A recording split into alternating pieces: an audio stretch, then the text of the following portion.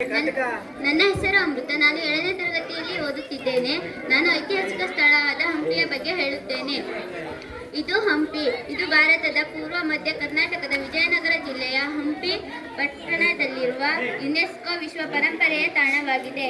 ಇದು 1336ರಿಂದ 1565ರವರೆಗೆ ವಿಜಯನಗರ ಸಾಮ್ರಾಜ್ಯದ ರಾಜಧಾನಿಯಾಗಿತ್ತು. ಹಂಪಿಯ ಆಕರ್ಷಣೀಯ ಸ್ಥಳಗಳೆಂದರೆ ವಿರೂಪಾಕ್ಷ ದೇವಾಲಯ, ವಿಜಯ ವಿಠಲ ದೇವಾಲಯ, ಮಾರುಕಟ್ಟೆ ಸಂಕೀರ್ಣ, ಶಿವಲಿಂಗ, ಕಲ್ಲಿನ ರಥ, ನರಸಿಂಹಮೂರ್ತಿ, ಕಡಲೆಕಾಳು ಗಣಪ, ಸಾಸಿವೆಕಾಳು ಗಣಪ ಹೀಗೆ ಮುಂತಾದ ವಾಸ್ತುಶಿಲ್ಪಗಳನ್ನು ನೋಡಬಹುದು. ಹೆಸರು ವರ್ಷಿತಾ. ನಾನು 6ನೇ ತರಗತಿಯಲ್ಲಿ ಓದುತ್ತಿದ್ದೇನೆ. ನಾನು ಮಾತನಾಡುತ್ತಿರುವ ವಿಷಯ ಚಿತ್ರದುರ್ಗ. ಚಿತ್ರದುರ್ಗವು ಭಾರತ ದೇಶದ ಕರ್ನಾಟಕ ರಾಜ್ಯದ ಒಂದು ಬಯಲು ಸೀಮೆಯ ಪ್ರದೇಶವಾಗಿದೆ. ಚಿತ್ರದುರ್ಗವು ಮಧ್ಯ ಕರ್ನಾಟಕ ಜಿಲ್ಲಾ ಕೇಂದ್ರ ಭಾಗದಲ್ಲಿದೆ. ಮೊದಲು ಚಿತ್ರದುರ್ಗವನ್ನು ಚಿತ್ರದುರ್ಗ ಎಂದು ಕರೆಯಲಾಗುತ್ತಿತ್ತು. ಚಿತ್ರದುರ್ಗ ಕೋಟೆಯನ್ನು 11ನೇ ಶತಮಾನದಲ್ಲಿ ಅಂದಿನ ಚಾಲುಕ್ಯ ಸಾಮ್ರಾಜ್ಯದ ಆಡಳಿತಗಾರರು ನಿರ್ಮಿಸಿದರು. ನಂತರ ಈ ಕೋಟೆಯನ್ನು ಹೊಯ್ಸಳರು ಮತ್ತು ವಿಜಯನಗರ ಸಾಮ್ರಾಜ್ಯದ ಆಡಳಿತದಲ್ಲಿತ್ತು. ಪ್ರವಾಸ ಸ್ಥಳಗಳ ಕೋಟೆ: ವಾಣಿ ವಿಲಾಸ ಸಾಗರ ಅಣೆಕಟ್ಟುಗಳು, ಚಂದ್ರವಳ್ಳಿ ತೋಟ, ಜೋಗಿಮಟ್ಟಿ ಕಲ್ಲಿನ ಕೋಟೆ. ಮುಂದೆ ಬಾ. ನನ್ನ ಹೆಸರು ಪ್ರಕಾಶ್. ನಾನು 6ನೇ ತರಗತಿಯಲ್ಲಿ ಓದುತ್ತೇನೆ. ನಾನು ಮಾಡುತ್ತಿರುವ ವಿಷಯ ಕದಂಬರ ಮನೆತನ. ಶಾಂತಿವರ್ಮನ ತಾಳುಗುಂದ ಶಾಸನದಂತೆ ಮಯೂರ ಶರ್ಮ ಮೂಲ ಪುರುಷರ ಮನೆಯ ಬಳಿ ಕದಂಬ ವೃಕ್ಷವನ್ನು ಕಾರಣ ಈ ಮನೆತನಕ್ಕೆ ಈ ಹೆಸರು ಬಂತು.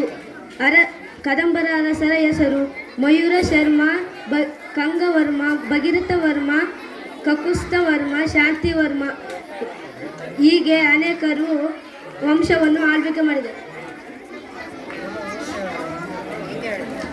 ನನ್ನ ಹೆಸರು ಭುವನ್. ನಾನು 6ನೇ ತರಗತಿಯಲ್ಲಿ ಓದುತ್ತಿದ್ದೇನೆ. ನಾನು ಹೇಳುತ್ತಿರುವ ವಿಷಯ ಜೋಗ ಜಲಪಾತ. ಇದು ಜೋಗ ಜಲಪಾತ ಶರಾವತಿ ನದಿಯ ಮೇಲಿನ ಜಲಪಾತವಾಗಿದ್ದು ಕರ್ನಾಟಕದ ಶಿವಮೊಗ್ಗ ಜಿಲ್ಲೆಯ ಸಾಗರ ತಾಲೂಕಿನಲ್ಲಿದೆ. ಭಾರತದ ಎತ್ತರವಾದ ಜಲಪಾತ.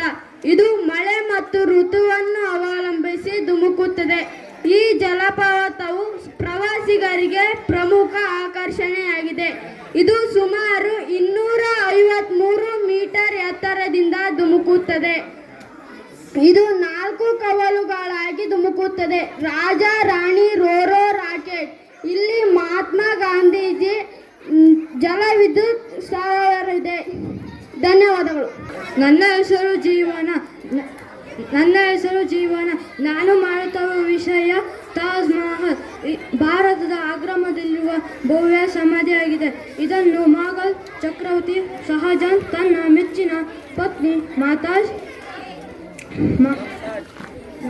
ಮುಮ್ತಾಜ್ ಮಹಲ್ನ ನೆನಪಿಗಾಗಿ ಕಟ್ಟಿಸಿದನು.